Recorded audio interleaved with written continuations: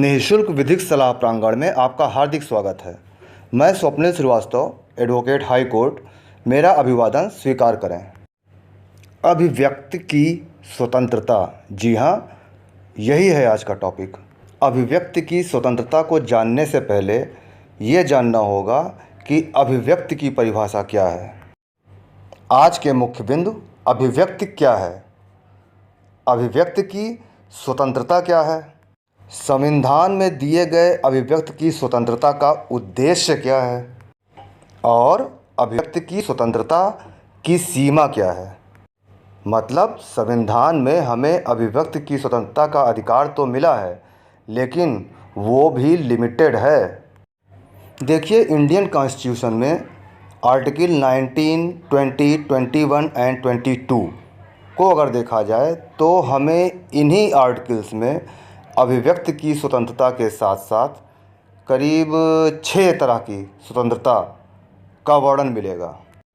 Article 19 में ही अभिव्यक्ति को डिस्क्राइब किया गया है, जो बहुत ही विस्तृत है। संवैधानिक सीमा के अंदर रहते हुए अपने विचारों को बिना किसी डर और दुर्भावना के व्यक्त करने की स्वतंत्रता ही अभिव्यक्ति की स्वतंत्रता है। संवैधानिक सीमा क्या है वो तो मैं आगे बताऊंगा, लेकिन ये मान लीजिए कि उस सीमा का जैसे ही उल्लंघन हुआ, आपकी अभिव्यक्ति की स्वतंत्रता कानूनी रूप से ख़त्म। आर्टिकल 19 के अनुसार विचारों को व्यक्त करने के सभी माध्यम अभिव्यक्ति के अंतर्गत आते हैं। अभिव्यक्ति की स्वतंत्रता में प्रेस की स्वतंत्रता को भी शामिल किया गया है। अपने विचारों को बिना किसी डर के, बिना किसी प्रतिशोध के, किसी भी माध्यम से प्रकट करना ही अभिव्यक्ति की स्वतंत्रता कहलाती है।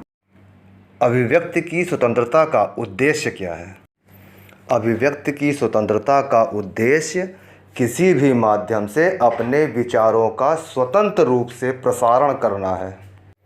इस प्रसारण में शब्दों का उपयोग, अंकों का उपयोग, यहाँ तक कि इशारे से भी कही गई कोई बात और उसका प्रसारण शामिल है। अभिव्यक्ति की स्वतंत्रता का लिमिटेशन वो भी सेक्शन 19 में ही डिस्क्राइब है। 1951 में संविधान का संशोधन हुआ, जिसके अनुसार किसी भी व्यक्ति की झूठी निंदा, मानहानि और ऐसे विचार जिससे अदालत की अवमानना हो, कंटेम्प्ट ऑफ कोर्ट हो, अभिव्यक्ति की स्वतंत्रता से बाहर रखा गया। संविधान में संशोधन के बाद ऐसे विचार जिससे शालीनता या नैतिकता को ठेस पहुँचे, राष्ट्र की सुरक्षा या अखंडता का भय हो, अभिव्यक्ति की स्वतंत्रता में नहीं आते। ऐसे विचार, ऐसी अभिव्यक्ति पूरी तरह से इल्लीगल है। 1963 में एक बार फिर से संविधान का संशोधन हुआ और ऐसी सभी अभिव्यक्तियां जिससे देश की सुरक्षा और संप्रभुता को खतरा हो, किसी दूसरे देश के दोस्ताना संबंध पर गलत प्रभाव पड़े और हिंसा भड़कने की उम्मीद हो, अभिव्यक्ति की स्वतंत्रता में नहीं आते। भारत के हर नागरिक और कानूनी रूप से वैध संस्थाओं को अपने विचारों को व्यक्त करने का या किसी दूसरों तक पहुंचाने का संवैधानिक रूप से पूरा अधिकार प्राप्त है।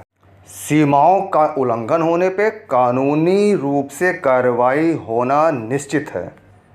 मतलब कोई व्यक्ति हो, कोई संस्था हो, उसे अभिव्यक्ति की स्वतंत्रता तो संविधान ने दिया ही है, लेकिन जो सीमा का निर्धारण हुआ है उसका ध्यान रखना बहुत ज़रूरी है। बोलते बोलते ध्यान भंग हुआ, आपने लिमिट क्रॉस किया, वहीं लिमिट क्रॉस करते ही आप एक दंडनीय अपराधी हो गए।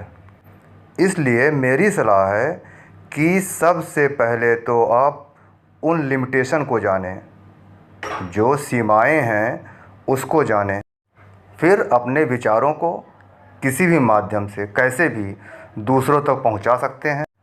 ध्यान रखें, ऐसा करने में आपके अंदर किसी भी तरह की बदले की भावना नहीं होनी चाहिए और बिना किसी डर के पहुंचाएं। यही आपकी अभिव्यक्ति की स्वतंत्रता है। किसी भी तरह के कानूनी सलाह या कानूनी सहयोग के लिए मुझे फ़ोन कर सकते हैं या फिर मुझे व्हाट्सएप नंबर पर अपने मैसेज भी भेज सकते हैं। मेरा उद्देश्य आपको निःशुल्क कानूनी सलाह देना और ज़रूरत पड़े तो कानूनी सहयोग करना है। धन्यवाद।